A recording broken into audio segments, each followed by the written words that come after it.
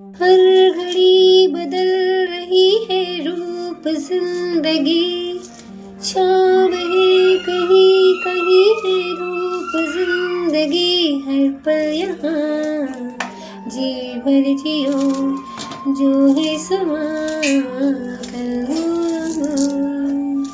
चाहे जो तुम्हें पूरे दिल से मिलता है वो मुश्किल से। नमस्कार दोस्तों, और सॉरी, मुझे गाना गाने का बहुत शौक है। आइए शुरू करते हैं आगे की कहानी। इसके पहले हमारे चैनल को सब्सक्राइब जरूर कर लीजिएगा। आइए शुरू करते हैं। सायरा त्रिशा से पूछती है, पर तुम तो अनाथ हो ना, फिर किस घर जाओगी? मेरा वैसे वाला घर तो नहीं है, पर हाँ, मैंने एक छोटा सा कमरा किराए पे ले रखा है, जहाँ मैं बचपन से रहती हूँ। वही मेरा घर है। वैसे बाय, मैं चलती हूँ, मुझे लेट हो जाएगा। मेरे मालिक मेरा इंतज़ार कर रहे होंगे। तुम काम क्या करती हो? मैं शोरूम में रहती हूँ, कपड़ों के शोरूम में। इतना कहने के बाद त्रिशा अपने काम पर चली जाती है और सायरा अपने घर चली जाती है। अगले दिन कॉलेज में सायरा सबसे पहले कॉलेज पहुँच जाती है और बैठकर चुपचाप अपने बेंच पे पढ़ाई कर रही होती है। कॉलेज शुरू होने में अभी आधा घंटा बाकी था, इसलिए बाकी के स्टूडेंट बाहर गार्डन में मस्तियाँ कर रहे थे। तभी अचानक क्लासरूम के अंदर वह लड़का आकर सायरा के सामने खड़ा हो जाता है, जिसे सायरा ने कॉलेज से धक्के मारकर बाहर निकलवाया था। सायरा अचानक उस लड़के को देख के चौंक जाती है और अपने बेंच से उठ खड़ी होती है। वह फिर उस लड़के की तरफ गुस्से से देखने लगती है। तभी वह लड़का सायरा के और भी पास आ जाता है और उसकी आंखों में आंखें डालकर गुस्से से कहता है, तुम्हारी वजह से मेरी करियर बर्बाद हो गई है। मैं तुम्हें छोड़ूंगा नहीं। तुमने मुझे अपने भाइयों से पिटवाया था ना, उसका बदला तो मैं ऐसा लूँगी ना कि तुम जीवन भर याद रखोगी। सोचा भी नहीं होगा कि मैं तुम्हारे साथ क्या क्या कर सकता हूँ।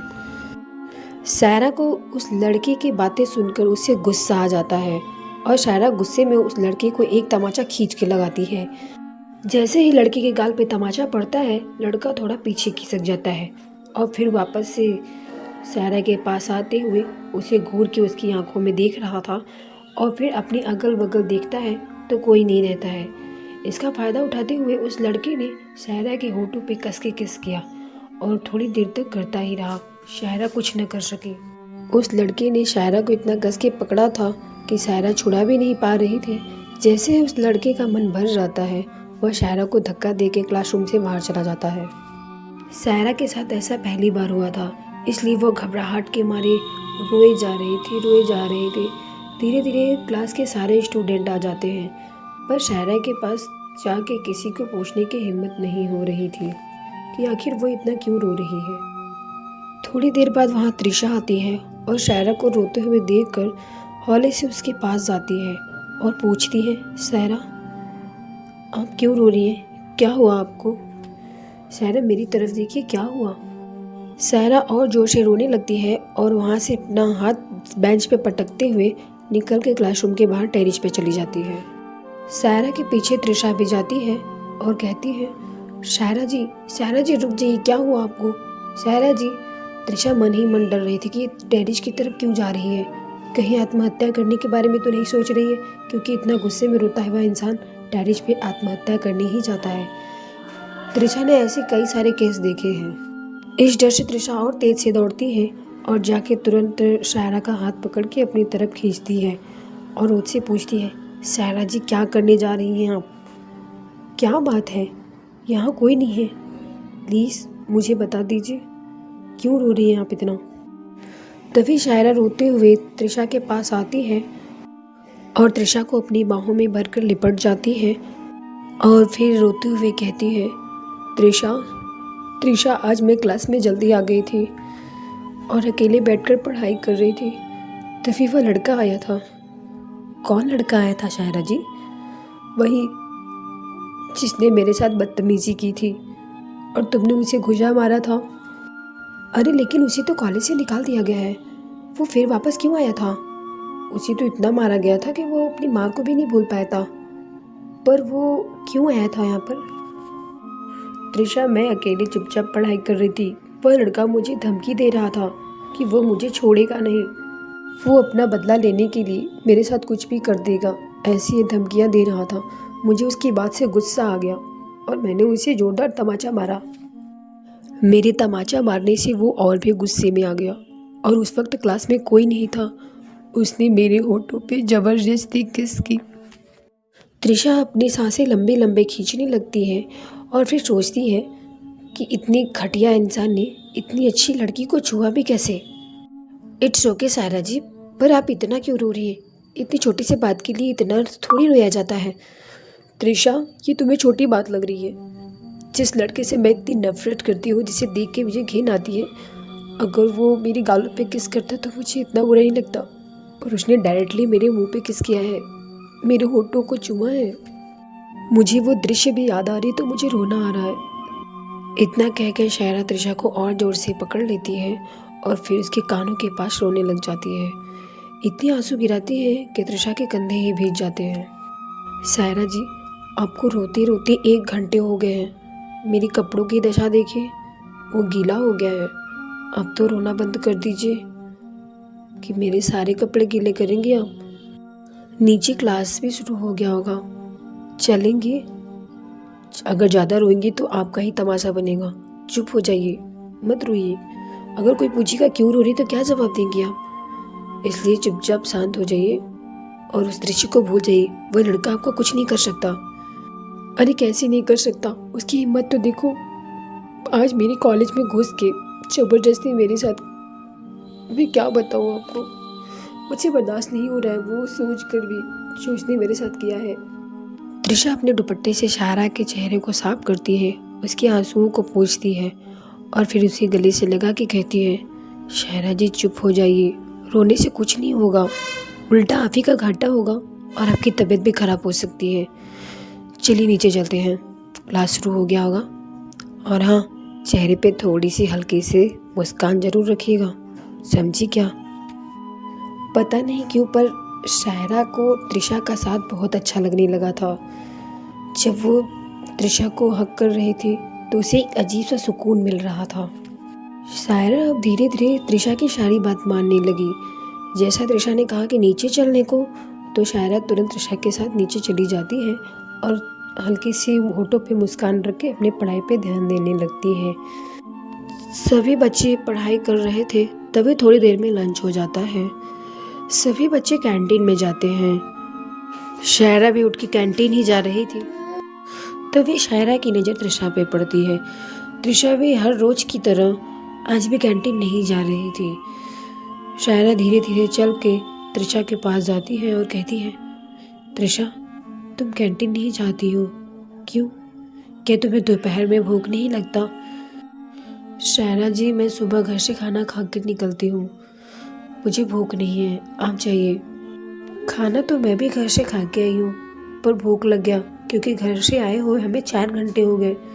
4 घंटे के अंदर ना ही कोई पानी पीता है ना ही खाना खाता है, भूख कैसे नहीं लगेगा? चलिए, आज मेरे साथ आपको चलना पड़ेगा। शायरा त्रिशा का हाथ पकड़ के जबरदस्ती खींचने लगती है कैंटीन जाने के लिए, पर त्रिशा वहाँ से टस से मस नहीं होती। शायरा जी प्लीज़, आप इस तरह से ज़बरदस्ती मेरे साथ नहीं कर सकती। मेरा मन नहीं है, मतलब नहीं है, आप जाइए, मेरा पीछे छोड़ दीजिए। त्रिशा को इतना गुस्से से बात करता देख शायरा भी थोड़ा नर्मसा जाती है और एक कदम पीछे हो जाती है। त्रिशा भी अपना सर नीचे करके नजरें चुराने लगती है। शायरा भी चुपचाप उल्टे पांव वापस चली जाती है। जैसे ही शायरा कैंटीन पहुंचती है तभी उसे याद आता है कि वो अपना पर्स लेना भूल गई है, क्योंकि कैंटीन में खाने के बाद पैसे देने पड़ते हैं। शायरा तुरंत ही दौड़ी दौड़ी आती है अपना पर्स लेने के लिए, तभी उसकी नज़र त्रिशा पे पड़ती है। त्रिशा रो रही थी।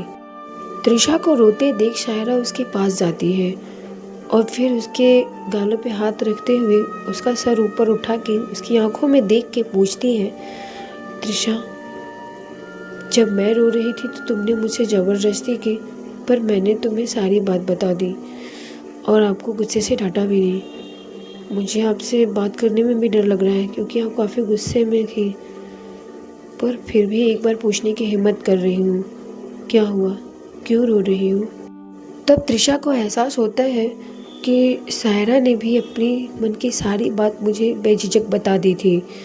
तब त्रिशा भी धीरे से खड़ी होती है और फिर शायरा का हाथ पकड़ के कहती है, शायरा, मैं तुम जैसे पैसे वाली नहीं हूँ।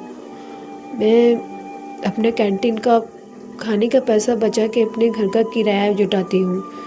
अगर मैं कैंटीन में खाना खाने लग जाऊँ तो मेरे घर का किराया रुक जाएगा, इसलिए मैं कैंटीन में खाना कभी नहीं खाती। सॉरी, अगर तुम्हें बुरा लगा है तो मुझे माफ़ कर दो। मेरे पास उतने पैसे नहीं होते कि मैं कैंटीन में जाऊँ। तुम लोग जाओ और आराम से खाओ और मुझे माफ़ कर देना। त्रिशा, अगर तुम बुरा ना मानो तो तुम्हारे कैंटीन का खर्च मैं दे दिया करूँ, पर तुम्हें मेरे साथ हर रोज़ खाना खाने चलना पड़ेगा। नहीं शायरा, ये नहीं हो सकता। तुम हर रोज़ मेरे कैंटीन का खर्च क्यों दोगे? मेरा तुम्हारा रिश्ता ही क्या है? सॉरी, मैं तुम्हारे साथ नहीं जा सकती। पहली बात तो मेरी भूख मर चुकी है, मैं दोपहर को खाना कभी नहीं खाती। सॉरी, मुझे माफ़ कर दो अगर तुमसे गुस्से में बात कर रही हूँ तो, मगर मेरी इच्छा बिल्कुल नहीं है। तुम जाओ। सायरा कुछ देर खड़ी होकर सोचती है और त्रिशा की तरफ देखती रहती है। उसके बाद शायरा तुरंत त्रिशा का हाथ पकड़ती है और उसे अपनी गोद में उठा लेती है। अपनी गोद में लेकर शायरा त्रिशा को कैंटीन की तरफ लेकर जाने लगती है। जिस प्रकार से शायरा ने त्रिशा को अपनी गोद में लिया था, त्रिशा भी कुछ बोल नहीं पा रही थी, बस शायरा की आंखों में ही देख रही थी। दोनों ही एक दूसरे की आंखों में देखते देखते कैंटीन पहुंच जाते हैं। एक महंगे से टेबल के पास शायरा त्रिशा को नीचे उतारती है और चेयर खींच के उसे उस पर बैठा देती है और बगल में खुद भी बैठ जाती है। वहाँ पर शायरा की एक दोस्त भी होती है। शायरा की दोस्त भी शायरा की तरह अमीर ही थी, पर वह दिल की भी बहुत अमीर थी, बहुत अच्छी थी, गरीबों की इज्जत किया करती थी। तीनों ही एक साथ टेबल पर बैठे रहते हैं और महंगे से महंगे खाना ऑर्डर करते हैं। त्रिशा अपनी नजरें चुरा के शायरा से कहती है, शायरा, मुझे भूख नहीं है, तुम तो बेकार में ही परेशान हो रही हो। इसमें परेशान होने वाली क्या बात है? तुम चुपचाप खाओ। जैसे ही खाना टेबल पे लग जाता है, सभी अपने प्लेट से खाना खाने लगते हैं, पर त्रिशा बस शायरा की तरफ ही देखे जा रही थी कि इतनी महंगे प्लेट की फीस शायरा को भरनी पड़ेगी। तभी शायरा अपने प्लेट से एक निवाला उठाती है और त्रिशा के मुंह में अपने हाथों से खिला देती है। अरे क्या कर रही हो, मैं खा लूँगी। खाओ, तुम तो बस इधर उधर ही देख रही हो, खाती क्यों नहीं हो? अभी क्लास शुरू हो जाएगा ना तो पूरा खाना यहीं पे यही रह जाएगा। त्रिशा भी उनके साथ खाना खाने लगती है। प्लेट में थोड़ा खाना रह जाता है, तभी शायरा की नज़र त्रिशा के चेहरे पे पड़ती है। उसके चेहरे पे कुछ लगा होता है और शायरा अपने हाथों से त्रिशा का चेहरा साफ करने लगती है। अरे क्या हुआ, क्या कर रही हो? कुछ नहीं, मैं कुछ नहीं कर रही हूँ, तुम्हारे चेहरे पे कुछ लगा था वही साफ कर रही हूँ। साफ हो गया। अरे वाह, तुमने तो खाना खत्म कर लिया। भूख लगी थी इसलिए खा लिया।